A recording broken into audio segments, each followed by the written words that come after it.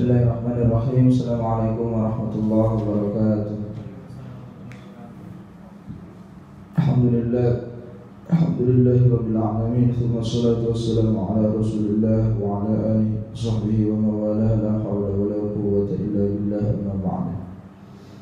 Alhamdulillah Nabi Mustafa Muhammad Rasulullah sallallahu alaihi wasallam wa jami'i auladihi wa azwajihi wa dhurriyyatihi wa sunnatihi wa li baitihi wa jami'i ahli baitihi ila yaumil والمرسلين والأولياء والشهداء والصالحين والمفسرين والمحدثين والفقهاء والمخلصين والمصنفين ولسلسلة القرآن العظيم وإمام الأربعة المجتهدين والمجاهدين في سبيل الله رب العالمين وجميع الملائكة المقربين خصوصا إلى سيدنا الشيخ القادر الجيلاني وإلى حضرة جبريل إسرافيل عليه الصلاة والسلام والمسلمين والمسلمات والمؤمنين والمؤمنات الأحياء منهم والأموات خصوصا إلى حضرة جميع أهل القبور من الأسرة من المعاهد تحفيظ القرآن القدس وأصوله وفروعه وسلسلته نسألك اللهم اغفر لهم ذنوبهم واعف عنه وارفع درجاتهم في عليين ونخص خصوصا إلى حضرة روحي وقلبي وجسدي المؤسس هذا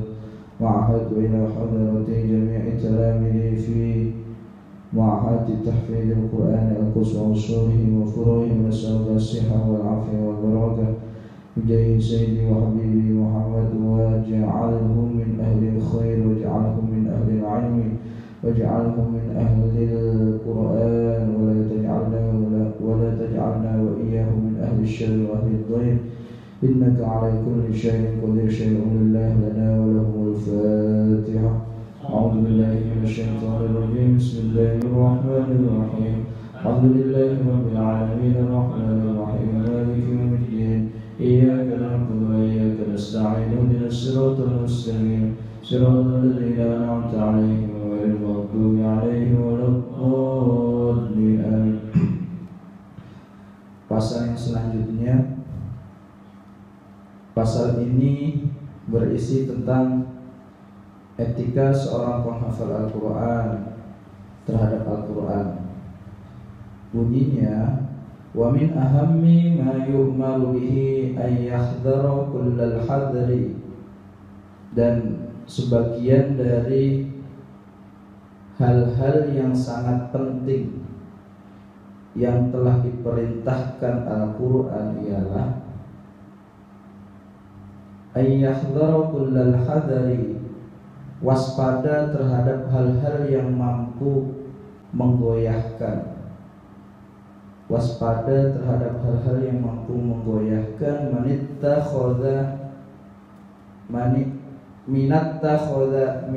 Takhadil Qur'ani, dari mengambil Al-Quran,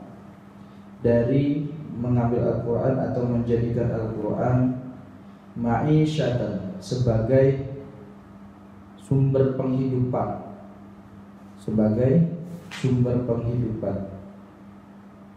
yaktasibu biha, yang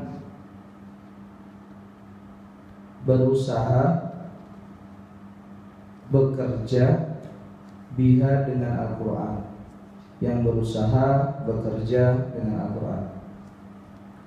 Maksudnya gini, santri atau semua penghafal Al-Quran itu dilarang untuk menjadikan Al-Quran sebagai komoditas penghidupan. Komoditas penghidupan itu sebagai ma'isyah. Jadi apa-apa hidup, apa-apa Al-Quran. Kamu berharap Al-Quran akan menghidupi dirimu, itu jangan. Kita jangan pernah berharap menjadikan Al-Quran sebagai ma'isyah, sebagai sumber penghidupan. Itu berbahaya sekali mindset seperti itu. Harusnya mindset yang kita tanamkan, bagaimana kita bisa memperjuangkan Al-Quran, khidmat terhadap Al-Quran, bukan kita mengambil keuntungan dari Al-Quran. Makanya kemudian saya masih ingat pesan kiai saya, pesan bayi saya, wala tashtaru bi ayati thamanan qalila. Jangan kamu jual ayat-ayatku, kata Allah, dengan harga yang sedikit. Artinya kita tidak boleh menghargai Al-Quran. apapun yang terkait Al-Quran itu kita terikat dengan kode etik itu, terikat dengan akhlakul Quran itu. Makanya kalau ngaji ditanya berapa Ustaz, gak ada yang bisa jawab. Berapa Ustaz, termasuk ngajar ngaji ini, tidak boleh kita memberikan tarif itu, tidak boleh. Kalau dikasih alhamdulillah, kalau tidak ya terima saja dengan penuh kelapangan. Allah akan kasih rezeki yang lain. Jadi tidak boleh kita numpang hidup dengan Al-Quran, itu tidak boleh. Tapi kalau kita menjadikan Al-Quran sebagai sarana untuk khidmat terhadapnya, khidmat itu berjuang, sarana untuk melayani Al-Quran, itu benar. Tapi kalau kita numpang hidup dengan Al-Quran, jangan. Yaktasibu biha, apalagi bekerja dengan Al-Quran. Misalkan sekarang kan banyak sekali program-program yang dalam tanda kutip mencari keuntungan dengan Al-Quran. Misalkan program daurah 1 bulan hafal Al-Quran, kan banyak biasanya di kampus-kampus Unila itu, MPQ kalau di Unila itu, musuh saya itu MPQ, mahasiswa penghafal Al-Quran. Itu bukan musuh saya ya, programnya itu lagi saya musuhi. Program MPQ, mahasiswa penghafal Al-Quran Unila, tempatnya Zaki, itu lagi saya musuhi. Gimana MPQ bikin daurah 1 bulan hafal Al-Quran, pernah bikin 40 hari hafal Al-Quran, atau dia pernah yang terakhir 1 minggu lancar dan fasih membaca Al-Quran. Wah, ini penipuan ini. Iya. Santriku aja di sini kan, Zaki itu bisa lulus Al-Fatihah 1 bulan lebih. Zaki itu, tanya Zaki masih ada orangnya. Apalagi mereka yang MPQ itu. Nah itu apalagi kan ikut. Jadi banyak sekali orang-orang sekarang itu jualan Al-Quran dalam tanda kutip ya, bahasa saya ini kasar, jualan Al-Quran. Misalkan daurah 1 bulan hafal Al-Quran, mungkin benar, ada yang benar 1 bulan hafal Al-Quran, tapi nggak lancar, misalnya lancar, nggak lancar. Bapak kalau pengen lancar hafalan, ya ikut program kami yang lagi, namanya program Tikror Al-Quran. Bayar lagi Pak, bayar lagi 2 juta misalnya. Ustaz, saya kok belum lancar, baru dapat ikut program ini 1 bulan kok dapatnya cuma 2 juz, masih sisa 28 juz belum lancar. Gimana? Yaudah Bapak ikut program lagi, program Mutkin Al-Quran, bayar lagi Pak 5 juta. Bayar. Ustaz, saya cuma lancar 7 juz, sisanya masih banyak Ustaz. Bapak ikut program kita lagi Pak, duit terus. Ya, coba kalau dia jadi santri Al-Quds, cuma bayar listrik tok, itu aja malas-malas, alhamdulillah min dzalik, malas-malas. Padahal cuma bayar listrik tok. Yang nggak bayar wakil sebenarnya nggak bayar listrik. Ya saya nggak minta, tapi mestinya sadar juga, yang listrik yang pakai kamu juga kok. Jadi nanti tak kasih buku panduannya, buku panduan. Jadi semua ada buku pedoman tahsin dan tahfidz di Al-Quds. Nanti belakangnya itu ada nomor token. Setiap bulan saya kasih nomor token itu. Nanti kalau ada ngisi, saya tulis bayar berapa terserah.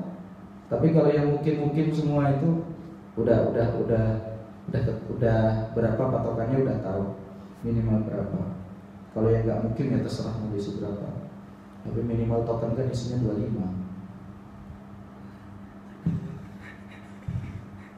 Ya makanya kan kamu juga, kita semua pokoknya pakai. Kemudian ini kan saya nggak narif atas jasa saya nggak pernah minta. Atas semua jasa yang saya lakukan ke kalian, ke teman-teman, nggak ada minta sama sekali. Tapi Allah kan nggak tidur. Ya, Allahu la yanamu wa la yashku. Allah itu tidak pernah tidur dan tidak pernah lupa. Allah itu selalu tahu apa yang sudah diperbuat hamba-hambanya yang baik akan tetap mendapat balasan yang lebih baik. Mereka yang tidak mau berjuang untuk Al-Quds, ya Allah akan jadikan dia manusia biasa-biasa saja, santri yang biasa-biasa saja. Allah tidak ada santri tidak mau berjuang ke Al-Quds, ke pondok, ke Al-Quran serius, ya Allah akan jadikan dia manusia biasa-biasa saja. Ya, yakinlah sekarang ini kamu sedang proses berjuang di sini. Yakin besok ketika kamu sudah berumah tangga akan ada orang yang akan memperjuangkan dirimu. Yakin. Apalagi kamu udah punya anak. Cukup tanamkan keyakinan itu. Faqad jaa an Abdurrahman bin Shiblin, maka sungguh telah datang dari Abdurrahman bin Shibl radhiyallahu anhu, semoga Allah meridhai dirinya. Beliau berkata, qala Rasulullah sallallahu alaihi wasallam, Rasul sallallahu alaihi wasallam bersabda, Iqra'ul Qur'an, bacalah Al-Qur'an. Wala ta'kulu bi. Jangan engkau makan dengan Al-Qur'an. Janganlah engkau makan dengan Al-Qur'an.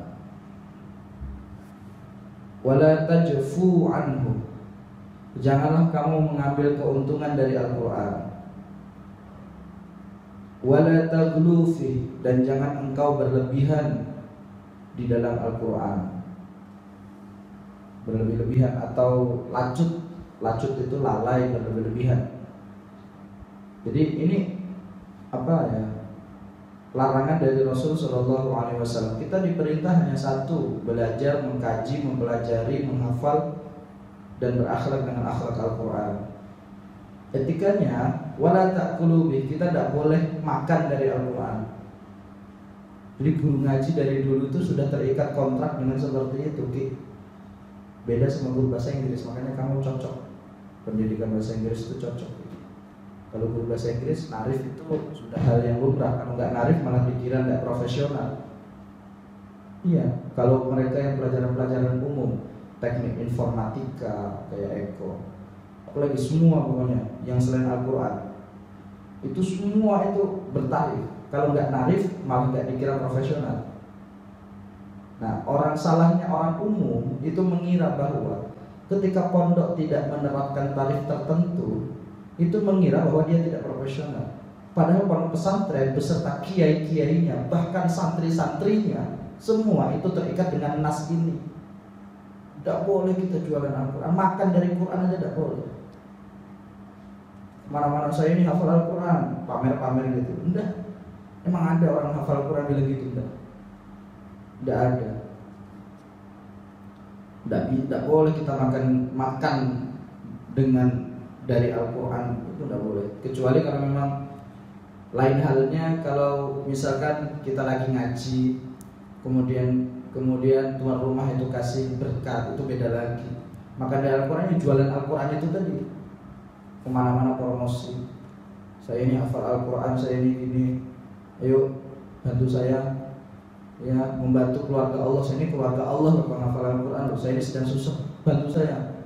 Kemana-mana jualan itu, insya Allah. Sama kayak tempo hari di masjid itu ada jualan, namanya jualan Islam di masjid itu. Saya ini orang baru masuk Islam, Ustaz, dalam kondisi susah. Akhirnya banyak jamaah yang tergiur, bantu. Keluar dari Masjid Fatimah Zahra bawa duit 7 juta sekian. Rupanya pas ditelepon, rupanya dia, Masya Allah, agenda misionaris, sengaja ingin menipu umat Islam itu. Yang dicari duitnya doang, tertipu. Jadi ada yang jadi sekarang tuh zaman edan, semua bisa dimanfaatkan. Jualan Al-Quran, jualan yatim piatu, ya, jualan Mekah, Ka'bah, semua bisa dijual. Jualan Nabi palsu laku di sini di Indonesia, jualan Nabi. Apalagi jualan bayi, apalagi itu. Semua laku, produk-produk agama di Indonesia semua laku. Tapi makanya kita harus paham bahwa kode etik itu harus kita pahami, tidak boleh. Makanya ketika ngaji dulu itu, kalau ngaji Masya Allah baca 30 juz itu dari pagi sampai sore, karena kita tidak narif. Sampai ada yang ngasih 25.000, ya udah kita terima, emang rezekinya itu 25.000 dari pagi sampai sore. Kalau zaki privat aja, sekali privat minimal 400.000. Bahasa Inggris lagi ya. Ya, bentar lagi kita buka di sini, sebulan sekali kita buka majelis lughah bahasa Inggris. Ada dosennya, ada dosen yang ngajar. Sebulan sekali ada majelis lughah bahasa Inggris. Jadi sebulan itu ada 2 kali majelis lughah bahasa Inggris, majelis lughah bahasa Arab. Sebulan 2 kali. Jadi kita atur nanti setiap malam minggu. Semua santri wajib ikut. Jadi kita tidak boleh berlebih-lebihan dengan Al-Quran. Kita tidak boleh mengambil untungan dari Al-Quran, tidak boleh.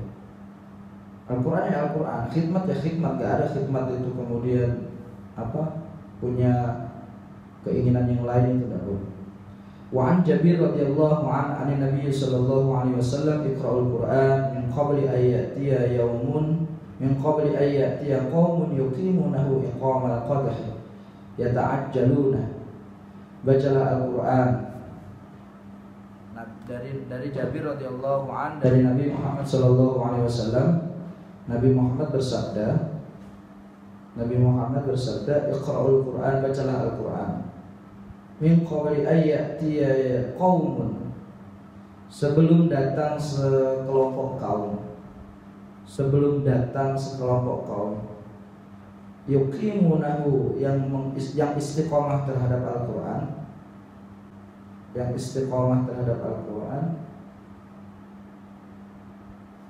iqamatul qadhi, layaknya meluruskan anak panah. Iqamatul qadhi, seperti setelah datang, min qabli ayyatiya qaum, sebelum kaum sekelompok kaum itu datang, kemudian yuqimunahu, dia mendirikan dengan Al-Quran, iqamatul qadhi, anak panah, yata'ajjalunahu, dengan terburu-buru. Jadi besok itu kata Nabi, akan ada sekelompok kaum, dia membaca Al-Quran itu layaknya orang yang sedang mendirikan anak panah. Anak panah itu diberdirikan. Yata'ajjaluna, terburu-buru. Anak panah itu bisa berdiri tegak kalau dia tidak terburu-buru masangnya. Artinya kelak akan ada orang baca Quran itu dengan kondisi benar-benar terburu-buru, pengen instan. Itu sudah diramalkan Nabi. Ngaji pengennya instan, tahsin pengen instan. Ya, kalau program daurah tahsin, bayangkan 7 hari bisa baca Quran. Sudahkah dia hatam Al-Quran? Tidak mungkin kayaknya hatam Al-Quran. 7 hari itu dapat apa? Zaki 7 hari ngaji aja 1 juz sudah lulus kok. Ya. Ini 1 hari aja 1 lembar itu udah bolak-balik digaplok kok. Apalagi yang cuma 7 hari pengen lancar tahsin kemudian sampai. Jadi besok itu ada orang yang pengennya instan, itu sudah tergambarkan sama hadis Nabi. Hafal Al-Quran pengennya instan. Sekarang kan gitu. Terutama saya kembali disinggung kelompok-kelompok Islam yang melihat menghafal Al-Quran itu hanya dari sisi kulitnya saja. Banyak sekali ya. Mereka pengen anaknya hafal Al-Quran, tapi orang tuanya tidak mau mendukung anaknya menghafal Al-Quran. Anaknya menghafal Al-Quran sendiri, orang tuanya nyuruh pulang. Sama kayak kejadian Habib ini. Pengen hafal Al-Quran, tapi orang tuanya nyuruh pulang terus. Ini kan bermasalah. Wala yata'ajjaluna, dan dia tidak akan pernah mengharapkan hasil.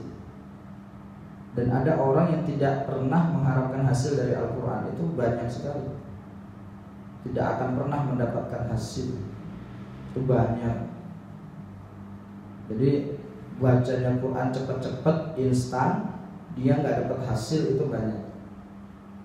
Makanya di sini diharapkan semua santri hafal Al-Qurannya tidak terburu-buru, tidak dengan tempo yang cepat, tapi yakinlah bahwa hafalan yang kamu miliki itu pasti mutqin, mesti lancar. Makanya saya paling concern terhadap santri yang hafalannya tidak lancar. Setor tidak lancar aja saya suruh mundur, apalagi ketika punya hafalan tidak lancar, tidak bisa nambah lagi. Warawahu Abu Dawud, dan diriwayatkan oleh Imam Abu Dawud. Bimaknahu dengan maknanya, min riwayat Sahl bin Sa'ad, dari riwayat Sahl bin Sa'ad. Maknahu yata'ajjalunahu ajrahu.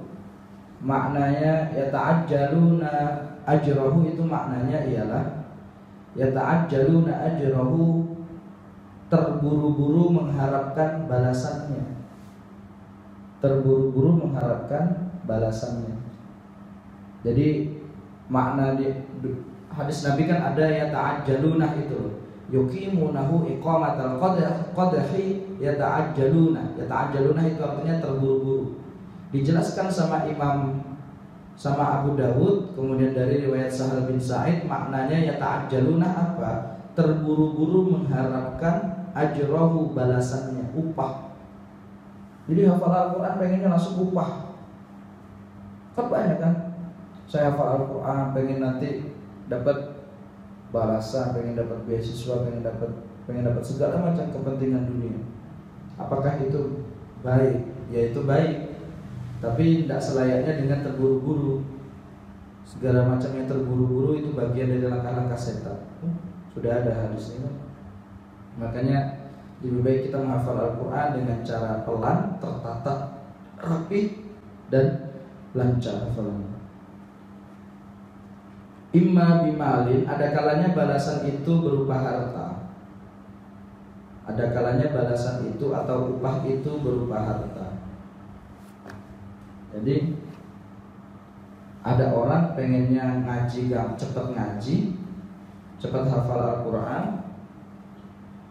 ya dia pengen dapat balasan dunia, harta, pengen cepat kaya, pengen cepat yang lain. Wa imma bimusma'atin, dan ada kalanya dengan ketenaran atau viral. Ketenaran, ada kalanya dengan ketenaran. Dia pengen cepat-cepat tenar, cepat-cepat viral misalnya. Karena misalkan di Palapa 10 tidaklah yang konsen menghafal cuma Zaki gitu, pengen cepat-cepat viral. Au nahwihima, atau selain mereka berdua, selain keduanya, atau lain sebagainya gitu bahasanya, atau lain sebagainya. Jadi kita perlu luruskan niat kita bahwa menghafal Al-Quran itu bukan melulu soal duniawi semata. Menghafal Al-Quran itu merupakan panggilan ilahi yang disampaikan Allah terhadap manusia-manusia pilihan. Dari semua manusia yang ada di sini hanya kalian ini, hanya kalian. Dari 500 angkatan saya yang di wisuda itu hanya 8 orang. Yang lainnya kemana? Yang tidak tahu, merotol. Wisuda cuma 8 orang. Kemudian 8 orang itu yang kemudian mampu berjuang, mampu terus belajar dan mengajar, itu hanya berapa orang. Yang lainnya tidak kuat. Ya, karena apa? Karena ketika mengajar, kalau kondisi ekonomi tidak kuat, mohon maaf ya, banyak sekali ustadz-ustadz itu tidak istiqomah mengajar. Itu bukan karena dia tidak bisa ngaji, bukan. Dia ngalim, pinter, cerdas, tapi karena ekonomi rumah tangga itu tidak kuat. Walhasil dia banting setir, tetap kerja, ngajinya ditinggalkan. Banyak sekali. Kamu harusnya bersyukur ketemu ustadz-ustadz yang, mohon maaf, kalau istiqomah belum, tapi setidaknya lebih rajin daripada kamu.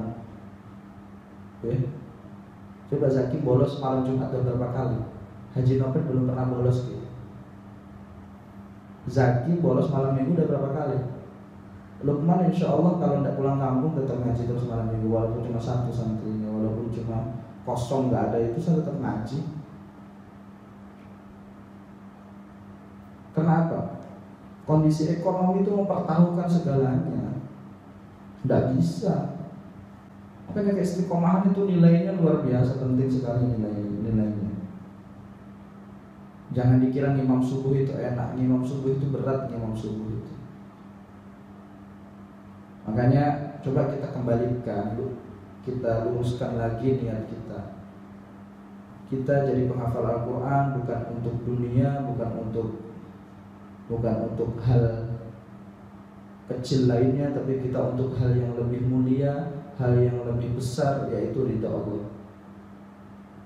Yang mendapat ridha Allah itu bukan mereka yang hafal 30 juz lancar, bukan hanya mereka itu, tapi mereka yang ikhlas menghafalkan Al-Quran dari huruf per huruf, dari kalimat per kalimat, ayat per ayat hingga juz. Dia ikhlas terus menjaga, berapapun yang dia dapatkan dia lancarkan, dia jaga itu. Dia berakhlak dengan akhlak Quran. walaupun dia tidak hafal Al-Quran full 30 juz, tapi setidaknya dialah ahli Al-Quran. Dia ahli Al-Quran. Sekarang kan udah yang dikatakan ahli Al-Quran katanya mereka yang sudah 30. Ya kasihan juga sama kamu-kamu yang belum 30 juz ini. Terus kamu dikira apa? Santri biasa. Kemudian wa an Fudail bin Amr radhiyallahu an, dari Fudail bin Amr radhiyallahu an. Fudail bin Amr itu footnote-nya ada itu, beliau meninggal pada tahun 110 Hijriah. Dakhala rajulani min ashabin Nabi sallallahu alaihi wasallam masjidan. Ada dua orang lelaki dari sahabat Nabi Muhammad sallallahu alaihi wasallam telah memasuki masjid. Jadi ada dua laki-laki dari sahabat Nabi itu telah memasuki masjid. Falamma sallama al-imam qama rajulun fatala ayatin minal Qur'an. Maka tatkala imam selesai salam,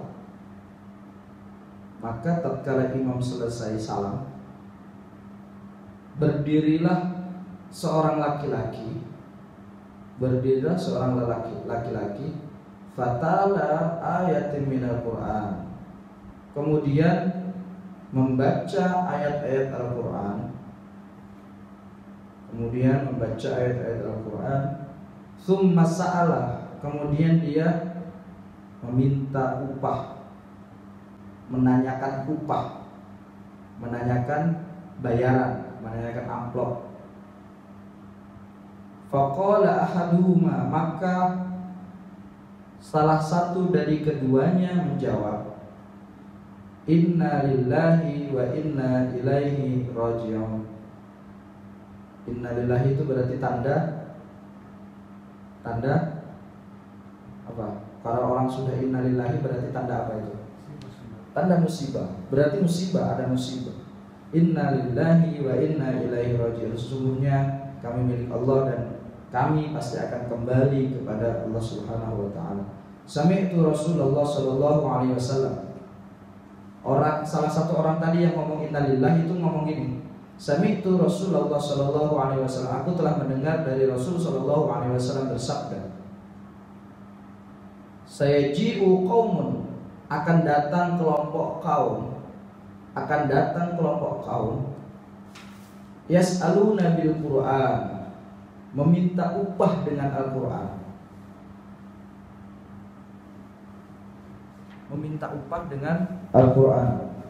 Jadi akan datang suatu kaum itu gampang minta upah dengan Al-Quran. Faman sa'ala bil Quran, dan barang siapa yang meminta upah dengan Al-Quran, fala tu'tuhu, maka jangan berilah dia.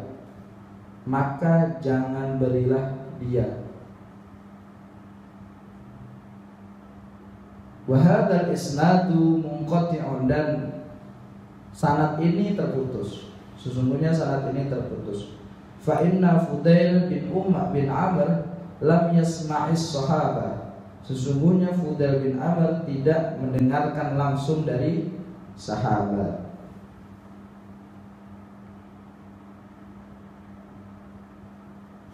Nah, ini dijelaskan. Ya kan, dijelaskan dalam footnote itu, perhatikan. Footnote itu rawahu Tirmidzi fil bab fi thawabil Qur'an. Babu as'alullah bil Qur'an. Jadi Imam At-Tirmidzi meriwayatkan bab tentang balasan Al-Qur'an. Suatu tema as'alullah bil Qur'an, meminta kepada Allah dengan Al-Qur'an. Kemudian wa Ahmad fil Musnad, Imam Ahmad dalam musnadnya. Nah, itu halamannya ada. Min hadits Imran bin Hasin, dari hadis Imran bin Hasin radhiyallahu an, walafduhu an indahuma, dan lafadznya pun dari mereka berdua.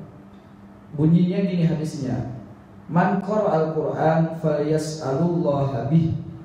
Barang siapa yang membaca Al-Qur'an, falyas'alullaha bih, maka mintalah kepada Allah dengan Al-Qur'an. Ini yang benar. Barang siapa yang membaca Al-Qur'an, maka mintalah kepada Allah dengan Al-Qur'an. Jadi ya Allah, dengan barakah Al-Qur'an yang telah aku baca, aku minta agar Engkau sehatkan bapakku yang sedang sakit, agar Engkau berilah lapang kuburan kepada mbahku yang sudah meninggal. Jadi gitu. Makanya usahakan kita semua selesai doa, selesai baca Al-Quran itu doa raketan, walaupun doanya ya Allah berilah aku duit ya Allah, ya tidak apa-apa. Itu lebih mulia daripada kamu selesai ngaji, misalkan selesai ngaji diundang orang, Pak amplopnya mana? Itu kan merendahkan sekali itu. Ya, lanjut. Fa innahu sayaji'u aqwam, maka sesungguhnya akan datang sekelompok kaum yaqra'unal Qur'an, membaca Al-Qur'an, sekelompok kaum yang hobi membaca Al-Qur'an, yas'aluna bihin nasa, dia meminta upah kepada manusia. Ini baru hadis yang benar. Hadis yang benar ini, bukan yang atas. Yang atas itu bukan. Kalau yang atas kan bunyinya gini, sayaji'u qaumun yas'aluna bil Qur'an faman sa'ala bil Qur'an fala tu'tuhu, itu kan. Itu loh, halaman 53 yang atas. Faman sa'ala bil Qur'an fala tu'tuhu. Jadi kalau ada orang yang minta upah dari bacaan Al-Qur'an maka jangan diberi. Itu enggak.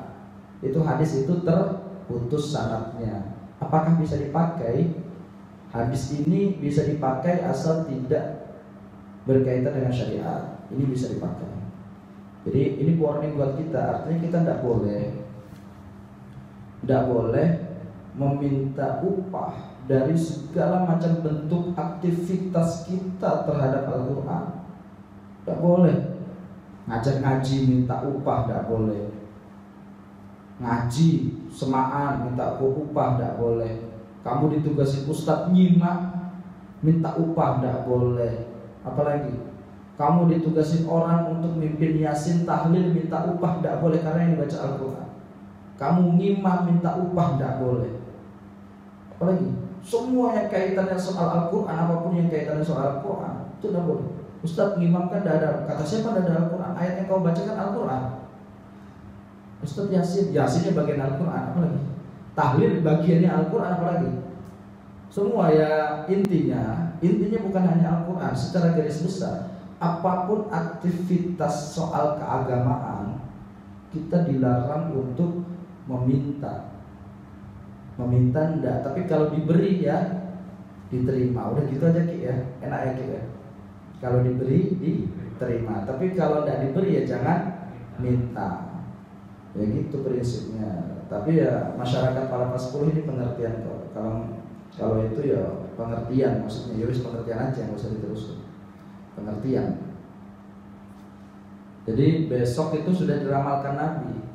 Beberapa kawan penghafal Al-Quran maupun qari-qari'ah kita, hafidh-hafidhah kita pun ada yang punya tipe serta karakteristik seperti ini ada. Udah usah jauh-jauh, kawan saya sendiri itu kalau disuruh ngimam itu mesti tanya, bukan kawan yang sering kesini, bukan, ini jauh.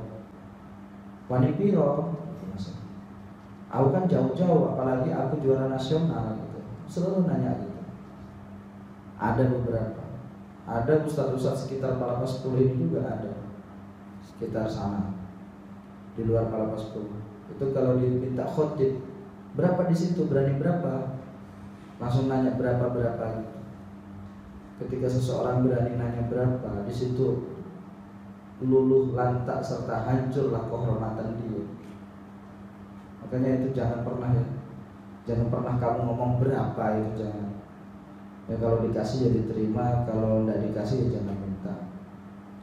Tapi kalau tidak dikasih ya kebangetan tuh ngomongnya gitu. Kata Eko, cocok tak ya? Cocok ya. Masya Allah. Nah ini yang harus kita pahami, kita harus amalkan ini. Kita kembali rubah mindset kita bahwa janganlah kita terburu-buru menghafal Al-Quran, terburu-buru ingin mendapatkan hasil dari Al-Quran, bahwa hasil Al-Quran itu hakikatnya bukan di dunia. Keberhasilan kamu soal Al-Quran itu hanya akan dibalas Allah di akhirat. Yakinlah dan ikhlaslah terhadap Al-Quran, Al-Quran akan membalasmu. Adapun kesuksesan serta keberhasilan kamu di dunia itu hanya bagian kecil dari balasan Al-Quran, dan itu saja. Misalkan kamu dilalah ini nanti Allah takdirkan jadi penghafal Al-Quran, selesai jadi penghafal Al-Quran kamu punya hidup enak dilalah, punya hidup enak. Yakinlah bahwa kehidupan yang mulia, kehidupan nyaman, enak yang kamu dapatkan setelah kamu menghafal Al-Quran itu bukan balasan kamu yang sebenarnya. Yakinlah itu. Balasan kita yang sesungguhnya penghafal Al-Quran serta pengkaji Al-Quran itu hanya di akhirat. Kamu jangan pernah puas terhadap namanya amplop. Oh, maukah kamu pahalamu ditukar sama amplop? Mau nggak Ki? Nggak mau lah pasti. Capek-capek ngapal Quran cuma ditukerin amplop. Pas udah semangat kan megang amplopnya. Pas dibuka dia adalah saking semangatnya robek. Robek itu duit track. Pojoknya robek gitu. Waduh, udah mending isinya 100, isinya 20.000 rupiah. Udah semangat seneng, alhamdulillah ya Allah, alhamdulillah ya Allah. Makanya kita jangan bahagia mendapatkan upah di dunia. Hakikatnya itu bukan balasan kita yang sesungguhnya. Itu hanya basyiron. Basyiron itu apa? Hanya penggembira saja. Hakikatnya yang faiz, yang beruntung, yang benar-benar menjadikan kita hidup selamat, hanya balasan kita di akhirat, yaitu surga serta ridha Allah Subhanahu wa taala. Semoga bermanfaat untuk kita semua, dan jangan lupa besok hari Minggu kita kajian seperti biasa di Masjid Fatimah Zahra, sarapan, kemudian kita bakar-bakar ikan di pesantren Al-Mumtaz. Ada undangannya. Semoga kita semua mampu menghadiri itu. Ya cuma Al-Mumtaz itu Haji Nopen yang guru kita harus taat juga sama beliau. Akhirul kalam, Allahumma fiqh lakum mitariq, subhanakallahumma wa bihamdika asyhadu an la ilaha illa anta astaghfiruka wa atubu ilaik. Assalamualaikum warahmatullahi wabarakatuh.